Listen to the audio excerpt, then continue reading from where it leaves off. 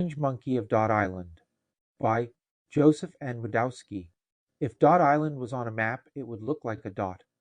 It appeared so much like a small dot that when the map makers analyzed satellite photos of the Earth, they mistook Dot Island for a mere speck of dirt on the image, leading to Dot Island never being recorded on any map. If someone were to approach Dot Island from the sea, one would see an extremely large mountain rising from the ocean floor straight into the clouds.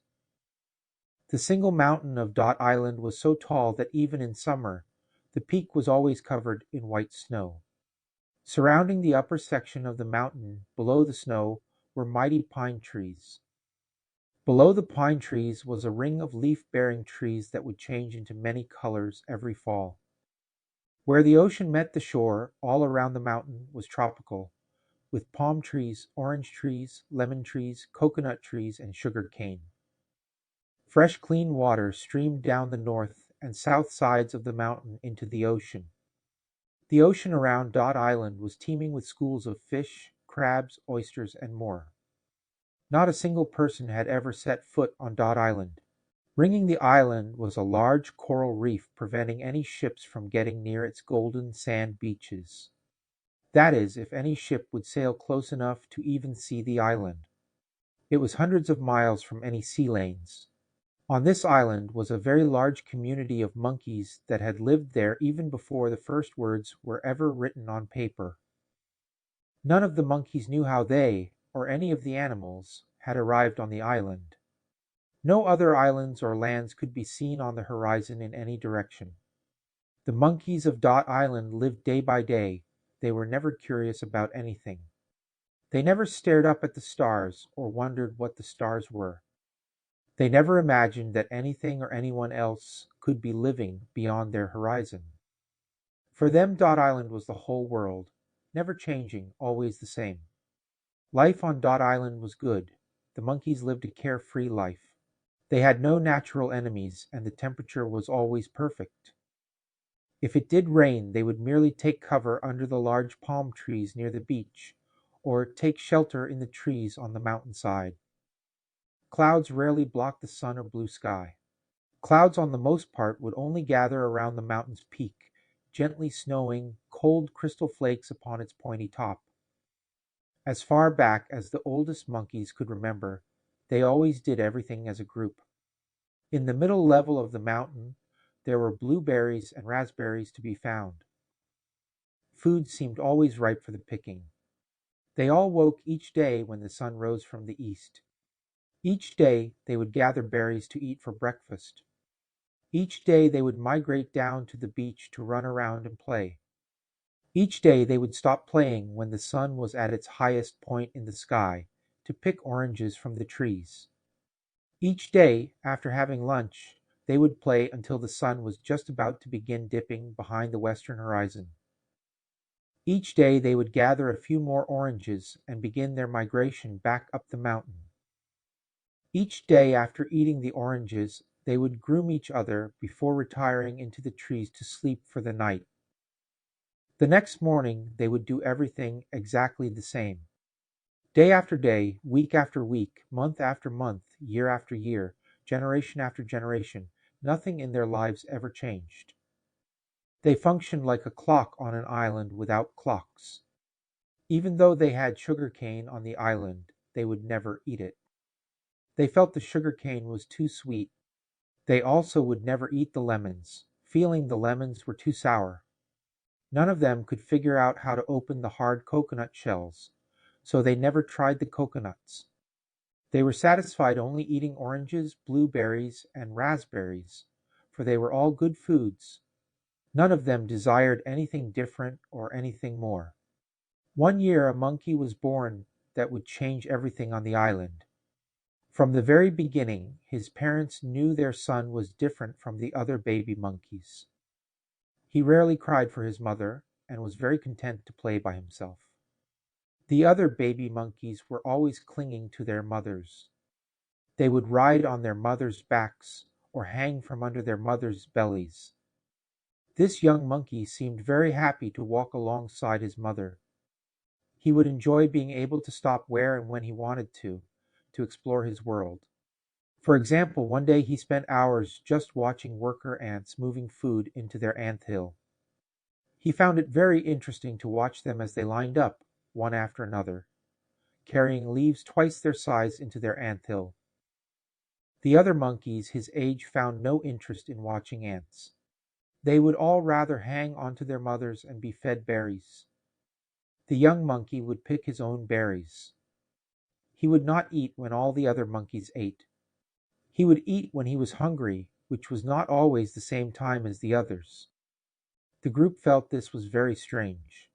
They were so used to always doing everything the same at the same time. They could not understand the little strange monkey. He thought they were not that different than the ants he enjoyed watching. As interesting as he found the ants, he didn't want to be like an ant, mindless and only following the one in front of him. One day he spent a whole afternoon watching dung beetles roll balls of dung into their tunnels for their young to feed and grow on. He found it amazing how the dung beetles could roll something 50 times heavier than themselves. Another time he watched termites work on their termite mound. He found it very interesting how they would use the soil to build up their mound, protecting their home from other insects. As the years passed and he grew, he became even more independent. One day on the beach, instead of running around and playing with all the other monkeys, he spent the time watching seagulls. He watched them as they picked up shellfish with their beaks, and then flew up high, dropping the shellfish on the rocks below. The shells would break on the rocks, followed by the seagulls swooping down to eat the juicy meat. He thought it was so clever how they used the rocks to open the hard shells. The older monkeys were starting to get concerned with his odd behavior. They could not understand why he would not run and play like all the other monkeys, but instead would spend hours watching seagulls. As he got older still, he started spending most of his days on the beach building sandcastles.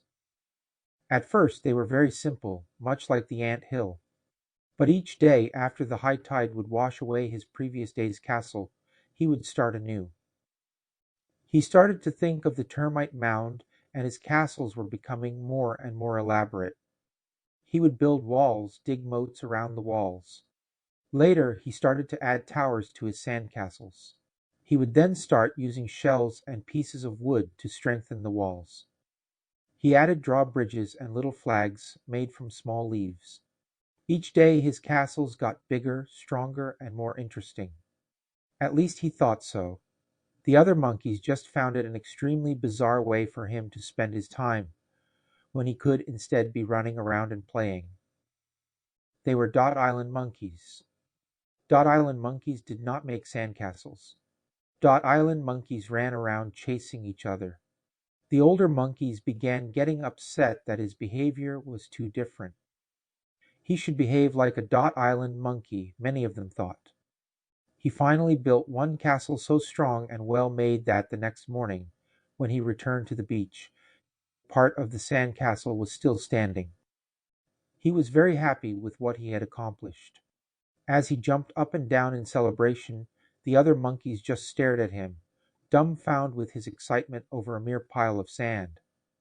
It was true that the strange monkey was nothing like the other monkeys. He had a way of seeing the world none of them seemed to understand. He wished he could make friends with the other monkeys, but they had no interest in building sand castles, and he had no interest in just running around in circles, chasing another monkey's tail. He was not like them. He didn't care what they thought about him. He was not bothering or hurting anyone by building his sand castles. He found it interesting to experiment in new and different ways of building. One summer day the sun was very bright and extremely hot. It was on that day the strange monkey felt he got his first really brilliant idea. He climbed up one of the coconut trees and picked a coconut. From the tree top he smashed the coconut down on a large rock below the tree, much like he had watched the seagulls smash the shellfish on the rocks. The top of the coconut broke off perfectly. He quickly climbed down the tree and drank the coconut milk. He found it very refreshing and delicious. As he drank the coconut milk dripping down his chin, the other monkeys all stopped running around chasing each other and just stared at him puzzled. None of them had ever thought before of how to open a coconut and drink the milk. Oddly, instead of the other monkeys being impressed with how he used his ingenuity in opening the coconut to get at the milk, they thought him even stranger. On the beach, they would only eat the oranges, as all Dot Island monkeys have done for generations. Why even bother to drink coconut milk when you have sweet oranges for the easy picking, they all thought. After drinking the milk, the strange monkey got an even better idea. He took the empty coconut shell and began climbing up the mountain. A couple of hours later, he reached close to the peak and filled the coconut shell up with snow. He traveled back down the mountain with the coconut full of snow. Once on the beach, the monkeys again all stopped eating their oranges and wondered why the strange monkey had a coconut shell full of snow. What he did next, they thought, was even stranger. Instead of going to an orange tree to eat, he went to one of the lemon trees. He picked a lemon and began to squeeze the lemon juice onto the snow. All the monkeys began to laugh, noticing how the snow now looked like yellow snow. Why would he want to squeeze sour lemon juice onto the snow? The strange monkey was not finished with his coconut full of snow and lemon juice. He walked over to a batch of sugar canes and broke off a piece of sugar cane. He used the sugar cane to stir the snow with lemon juice, and like a big sweet spoon, he then used the piece of sugar cane to scoop up some of the lemon ice into his mouth. A big smile crossed his face as he enjoyed the snow, lemon, and sugar cane. The other monkeys stared at him flabbergasted. Sugar cane is too sweet and lemons are too sour, they thought. Clearly, though, the strange monkey was enjoying it as he ate scoop after scoop. Some of the younger monkeys cautiously approached him. One was brave enough to want to try the lemon ice. The strange monkey gave him a scoop from the sugar cane. The little monkey's eyes lit up with delight as he tasted it. It was truly delicious and so different than just eating oranges and berries every day. It was cool and refreshing on such a hot day. He shared his lemon ice with two more brave little monkeys. They too found it extremely delicious and cooling. The little monkeys each climbed up a coconut tree and each threw down a coconut on the rocks below. They too climbed down quickly to try the coconut milk. It too was different and delicious. Taking their empty shells, they all climbed up the mountain for ice-cold snow and quickly brought it down the mountain, squeezing lemon juice over the snow, and using sugar cane to stir and eat the lemon ice. They all smiled and laughed and shared their lemon ices with the strange monkey. The next morning, the strange monkey was not alone when he built his sandcastle. Several of the younger monkeys decided to join him. They all worked on their own sandcastles. Afterwards, the small group took their empty coconut shells up the mountain for more snow to make more lemon ices. One day, one of the smallest monkeys began to build his sandcastle off the beach. He used a coconut shell to scoop up sand and carry the sand just off the beach beyond the high tide mark. It was there he built his new sandcastle. The next morning, it was only the smallest monkey's sandcastle off the beach that had completely survived the previous night's high tide. The strange monkey and others all slapped the littlest monkey on the back, congratulating him for such a great idea. That day, they all used coconut shells to take piles of sand from the beach to build their sandcastles just beyond the beach. The following day, all their sandcastles were still standing. So, for the next few days, they enlarged all their sandcastles and began joining them together, making the largest sandcastle ever. Several more younger monkeys, and even a couple of the monkeys, the strange monkey's age, joined their small group. Each day their sandcastle got bigger and more elaborate. They could even rest in the coolness of the giant sandcastle, eating lemon ices. They were all very proud of what they had accomplished individually and as a group. None of the older monkeys seemed to understand at all why this small group of monkeys would copy the strange monkey in building sandcastles and eating lemon ices.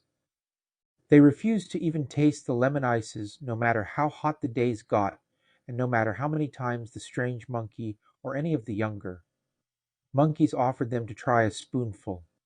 Dot Island monkeys do not eat lemons or sugar cane, and they do not build sandcastles. The older monkeys began to get very angry with the strange monkey.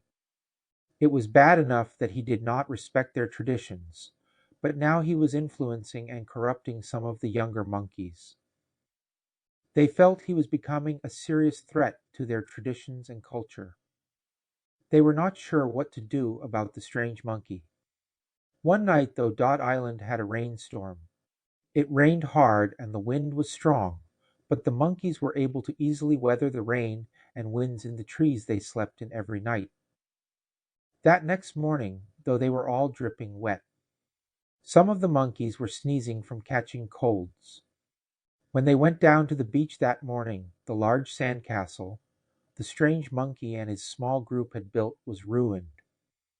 The rain and wind the night before had blown most of the sand castle away. It was not built strong enough to weather the storm. The older monkeys smiled, thinking that perhaps the rainstorm had sent a message to the strange monkey and his small group to stop their foolishness. Instead, the strange monkey was determined to build a castle that could withstand any storm. He realized, though, it could not be made of sand. They would have to use a different material to build a castle that would withstand the strongest winds and rains. He thought hard what they could use to build a strong castle.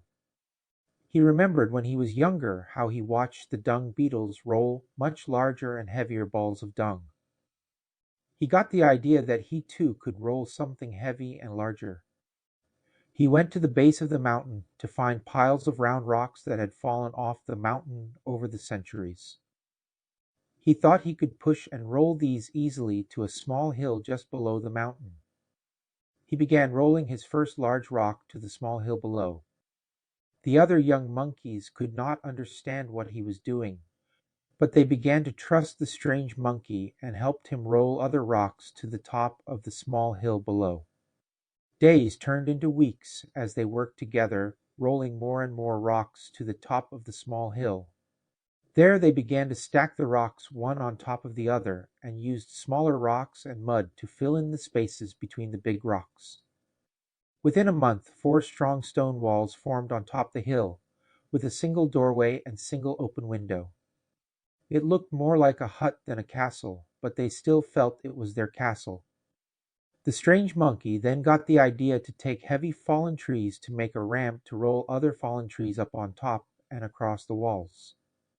Once on top the walls, they strapped down and tied the logs tightly together to the stone walls. Within just a few days, they had built a roof for their stone castle. The strange monkey and the small group of younger monkeys began sleeping inside their stone castle each night. Why would any Dot Island monkey want to sleep in a stone hut, thought the other monkeys whom continued to sleep in the trees. One of the young monkeys came up with the idea to build a bed from tree branches and softened with dried leaves and feathers she found from around the island. The bed she made was so comfortable that all the young monkeys and the strange monkey copied her and made their own beds too. For many nights they slept extremely comfortable in the stone castle in their beds of leaves and feathers. In the hut, the cold northern winds did not chill them. When it did rain, they slept dry and comfortable in the hut. Sleeping in the hut was so much better than sleeping in the trees. Sometimes, though, the strange monkey would take his bed and put it on the roof of their stone castle. He loved to look at the stars at night and connect the stars with imaginary lines, making drawing of seagulls, palm trees, ants, crabs, and more. He even noticed as the days passed his drawings in the stars moved to different positions in the night sky, turning like a big inside-out ball in the sky. He began to wonder what the stars were. Were they pinholes in the night sky? Were they the spirits of those monkeys that had left them? Were they perhaps other islands like theirs so very far away they too looked like dots? When the group of stars shaped like a fish were nearly gone, with only its tail visible low in the night sky, the day came where everything would change on Dot Island forever. That morning the southeastern skies over the horizon became extremely dark with storm clouds. The surf and the winds rose greatly battering against the shores of Dot Island. The older monkeys had heard stories of great storms of wind, rain, and high surfs engulfing Dot Island. The older monkeys led the monkeys of Dot Island move higher up the mountain into the pine trees. The strange monkey felt they would all be safer in their stone castle upon the hill. He encouraged not only his small group of young monkeys, but all the monkeys of Dot Island to take shelter there. Most did not follow the strange monkey. They instead followed the older monkeys up the mountain, fighting the rain and wind that was getting stronger and stronger as dark storm clouds rolled over the island. Many, though, did decide to take shelter in the stone hut.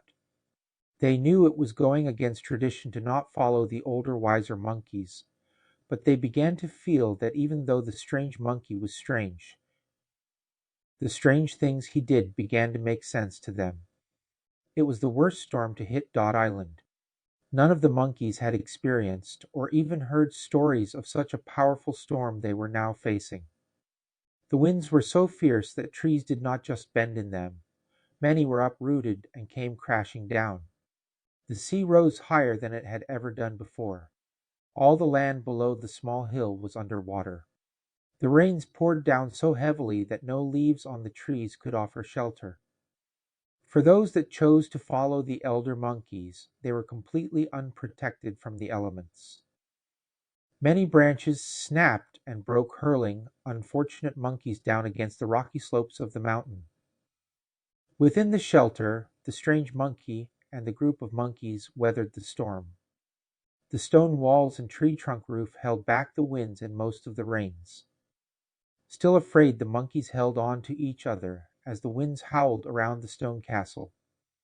The winds barely drowned out the screams of those that did not choose to join them. Into the night they fell asleep huddled together on the dry floor of the stone castle as the storm and ocean continued to bash against Dot Island. By the next morning the storm had gone as quickly as it had come. The ocean had receded back to where it belonged, and the skies were once again blue with small white clouds floating above them. They could hear the seagulls squawking once again as they feasted on fish and crabs that had washed up onto their shores. For those monkeys that had not been washed out to sea, many were badly injured. The strange monkeys led those that had taken shelter in the stone castle out to help all those they could. Many trees still stood, but many more had fallen. Their island had taken a great beating, but it had survived, and thanks to the strange monkey, many of his fellow Dot Island monkeys had also. The next day, the remaining monkeys began rolling rocks on top of other hills. Even the few older monkeys that did survive the storm decided that perhaps it was okay to change some traditions. It was all right to try some new ways of doing things.